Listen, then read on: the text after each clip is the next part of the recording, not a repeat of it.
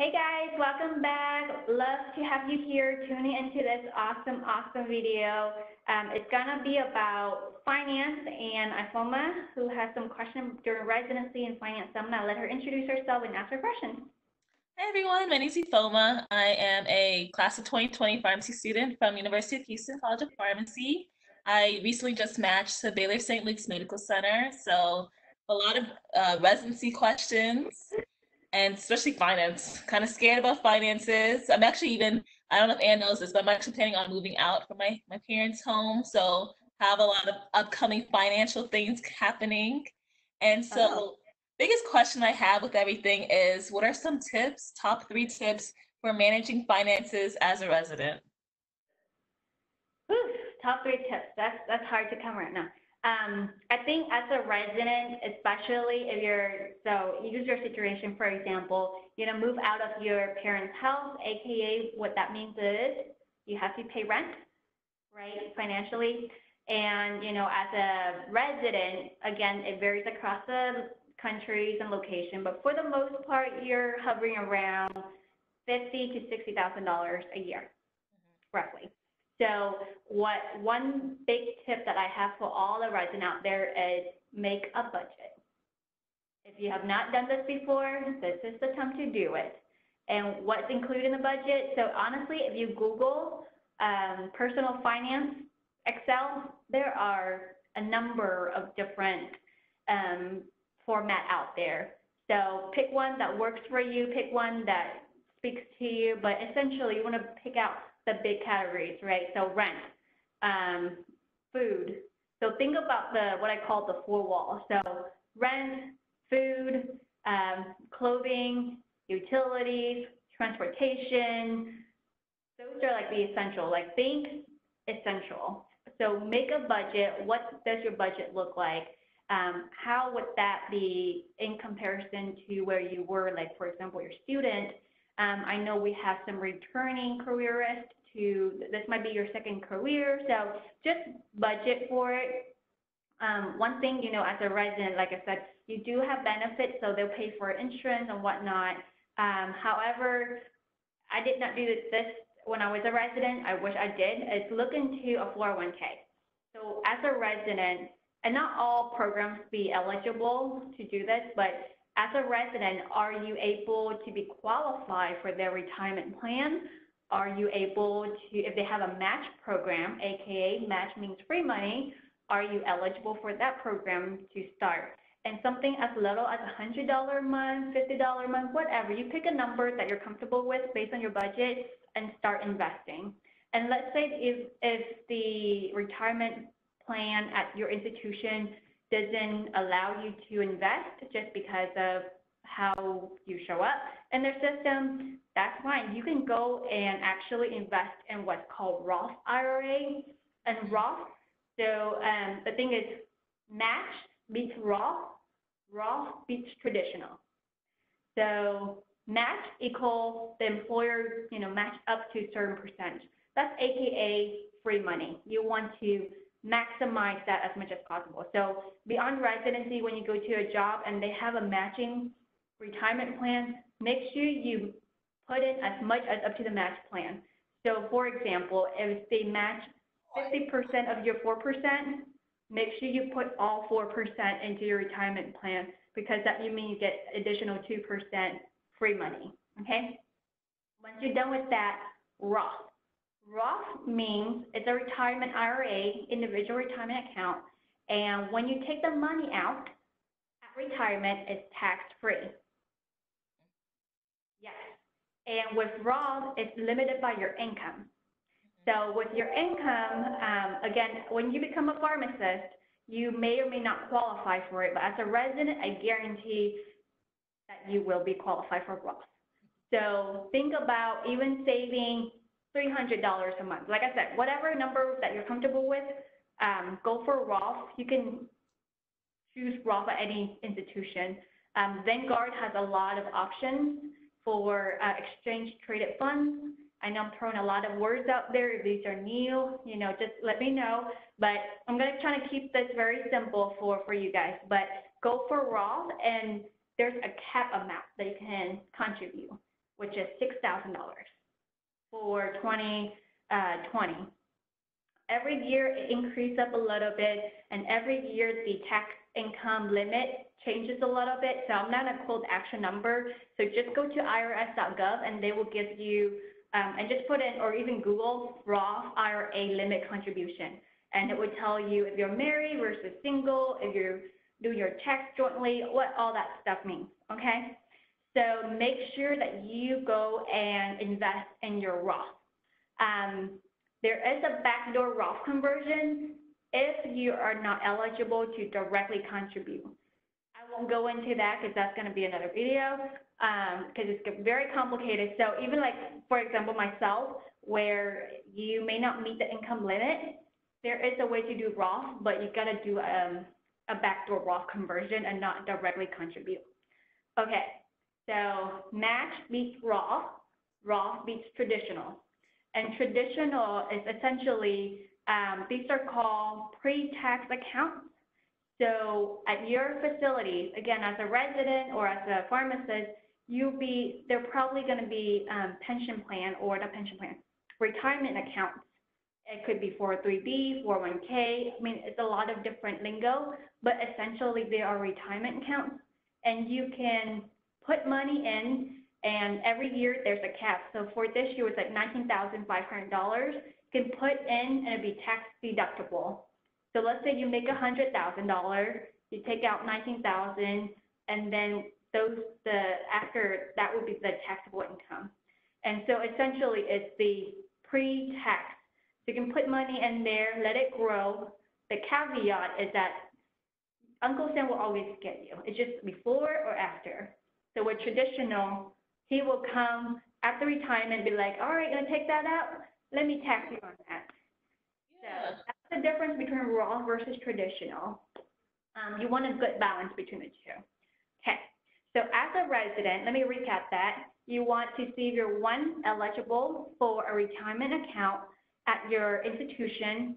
And if you're not, go ahead and take a look at Roth options and start there. I know you're like, I don't really make that much, but trust me, if I sit down with you and look at your expenses, I bet I can squeeze out $100 a month at least. So really take a look at your bills, look at those subscriptions. You may not need Netflix and Disney and I don't know what else is out there, Hulu and Amazon. I mean, you don't need all the different subscriptions, right? So take a look what expenses you have, what you can take away, and how you can use that money to put into retirement account. Some people might say, Ann, I am only 25. Retirement, that's 40 years from now. Oh, you want to start thinking about that right now. Time is on your side because of what we call compound interest.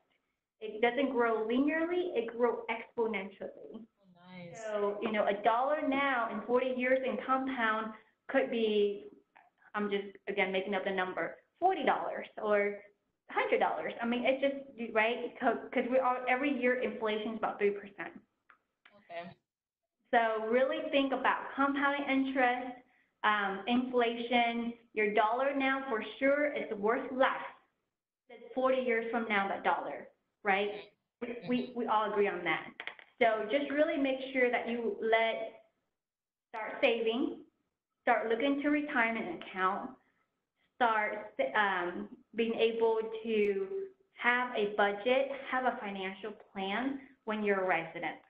Okay, so a lot of folks ask me, should I rent? Should I buy a house? What should I do? Like, is renting throwing money away? Not necessarily, okay? Because when you buy a house, that costs money too, and maintaining a house is also expensive. So your first house is a liability. And liability essentially is anything that takes money away from you. So, you know, many folks think a house is an investment. It sort of is, but it is a liability because you have to pay money. Even if you pay off all your mortgage, you still have to pay taxes on it, right? Like you have to pay all these repairs, you have to pay all these maintenance. So if you are moving to a new location and you think you'll only be there for a year and you're just starting out, renting is just fine. But there is a good house hacking technique that you can do. You don't have to rent a luxury $1,200 a month type of, or 2,000. I mean, depends where you live, right? Like 1,200 could be like a studio or like even a shelter. But, like just get, partners, get roommates. If you are financially able to buy a house, then by all means, make sure you have at least 20% down, say for 6 months, because that's what it's looking at. 20% down on your first payment.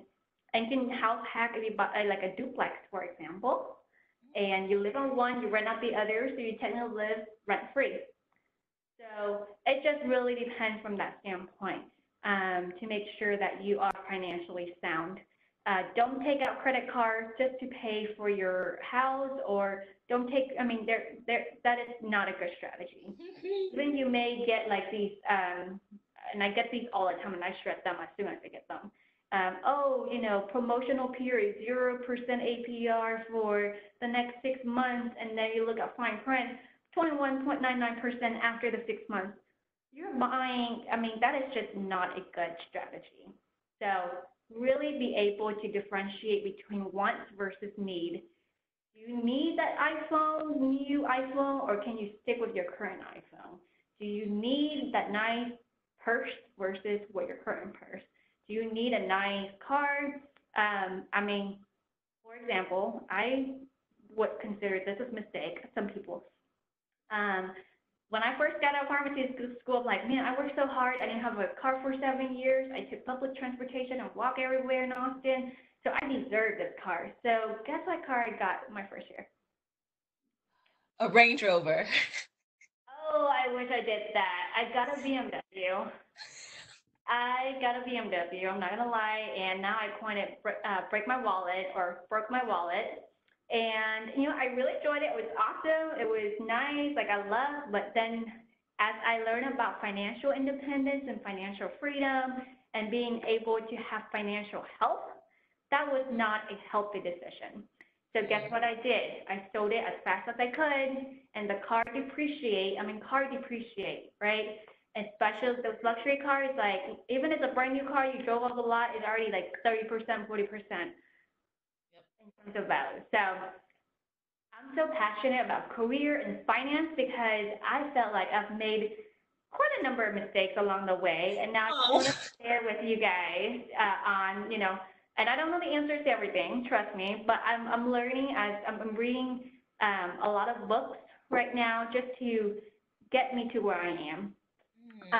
Okay, what else? Got That's really it. I feel like I definitely need to look more into a lot of the terminology you use. I feel like I've heard about some of these things, but I guess I didn't really know that as a resident I could start looking into that. Like, I thought that's, further down the line after I get into my real career. So that's very helpful to know that I, like, literally as soon as I get on site, almost I should start looking into all of that. Yeah, like, I mean, even now, as you finish in your school and you don't, before starting residency, you can start that now. One thing I didn't cover is student loan. So take a look at your student loan, as the common question I get is, should I put it on hold during residency and then start paying later, or pay now and whatnot? So my stance on it is, if you have the money, or when you have the money, you should go ahead and start paying your student loan. And the reason is, if you wait for the whole year, you can defer because you are able to. However, your interest, compounding interest, the power compounding works for you or against you. For you, in a sense of retirement, you start early, the more money you get, right? Versus against you, student loan. If you just let it sit there, you may borrow $50,000. It may become $200,000 if you don't pay the interest, because the interest adds to principal, and every day, no, interest doesn't sleep, interest doesn't have holidays, interest doesn't take PTO.